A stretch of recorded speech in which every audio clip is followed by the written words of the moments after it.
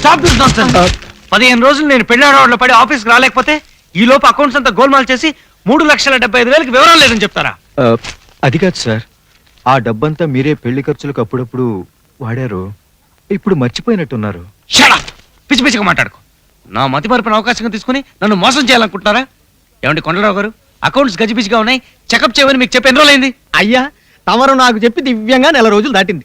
నేను మా ఆవిడికి చెప్పి 20 రోజులు దాటింది. మా ఆవిడ ఇతనితో ప్రతి రాత్రి చెబుతూనే ఉంది. ఏమే బాసుగారు ఏదో పెళ్ళైన ఆవేశంలో ఉన్నట్టున్నారు. కాసిని తాగండి, కూల్ అయిపోతారు. అయ్యయ్యో, నా కప్పు పగిలిపోయింది. Shut up! మిస్టర్ పార్సారథి, మీ ముగ్గురికి ఇదే నా లాస్ట్ వార్నింగ్. సరిగ్గా వారం రోజుల లోపు నా 3,75,000 సరైన అకౌంట్ చూపించకపోతే మీ ముగ్గురు మీద క్రిమినల్ కేసు బనాయించి జైల్లో తోయిస్తాను. Get out and get last.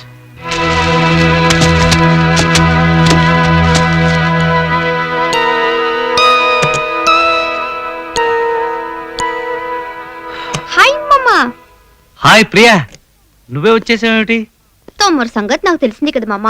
Office గొడవలపడి నాకు ఇచ్చిన మాట మర్చిపోతావు, మన ప్రోగ్రామ్ అంతా క్యాన్సిల్ అయిపోతుంది. ఎందుకు వచ్చిన గొడవ కదా అని నేనే వచ్చేసాను. Very good, very good, very good.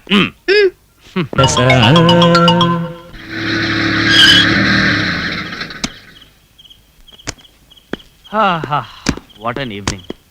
ఆ రెస్టారెంట్ లో ఫుడ్ చాలా బాగుంది కదా ప్రియా, కానీ అంత ఫుడ్ నువ్వు ఒకే నిమిషంలో తినడం నాకు చాలా అసహ్యంగా, ఆశ్చర్యంగా అనిపించింది.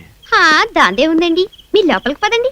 అది పర్లేదు, కానీ నువ్వు 85 కప్పులు ఐస్ క్రీమ్ తిన్నావంటే అసలు నువ్వు ఏమిటో నాకు అర్థం కావట్లేదు.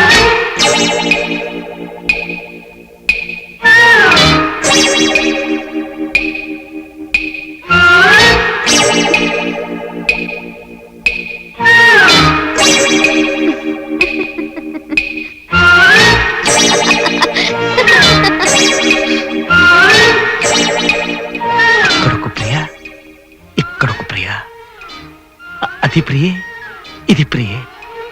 ఆపండి మీ నటుగా. అది కాదు ప్రియా, ఇక్కడ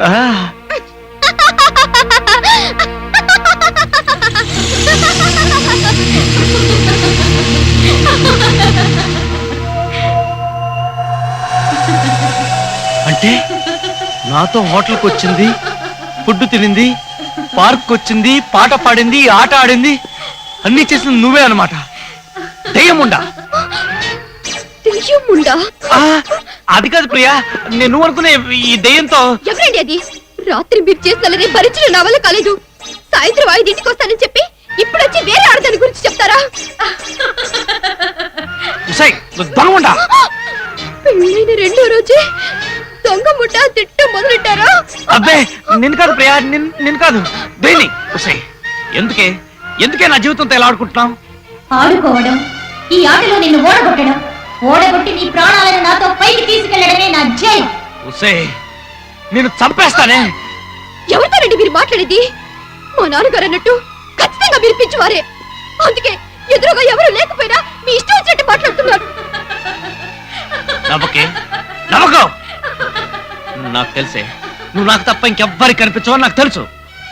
ప్రియా, నేను చెప్పేది విను. మీరేం చెప్పక్కర్లేదు, ఈ ఇంట్లో ఒక్క క్షణం కూడా ఉండను. అది కాదు ప్రియా, ప్రియా, ప్రియా,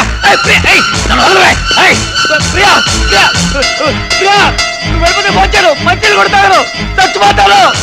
ప్రియా వెళ్ళదు ప్రియా, నేను భోజాను, చచ్చిపోతాను ప్రియా. ప్రియా, ప్రియా, ప్రియా, ప్రియ వెళ్ళిపోయింది, ప్రియ వెళ్ళిపోయింది. ఎందుకే నన్ను ఇలా హింసిస్తున్నావు? నువ్వు ఎవరో నాకు అసలు తెలియదని చెప్తుంటే అర్థం చేసుకోవే. నేనెవరో తెలియదు కదూ, తెలిసేటట్టు చేస్తా. నన్ను ప్రేమించి నా మెడలో తాళి కట్టి ఇప్పుడు చచ్చిపోయాను కదా అని నేనెవరో తెలియదంటున్నావా? చూస్తాను, నువ్వు నీ పెళ్ళాంతో ఎలా సుఖపడతావో నేను చూస్తాను.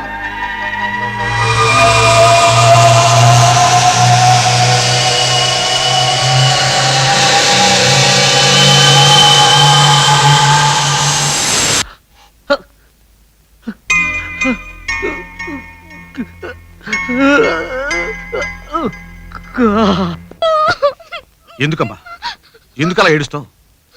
అతనికి మతిమరుపు ఉందని నిలకడైన మనిషిని నీకు ముందే తెలుసు.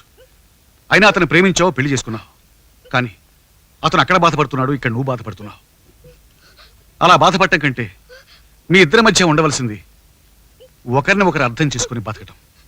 లేమలే భోంచేద్దాం రా.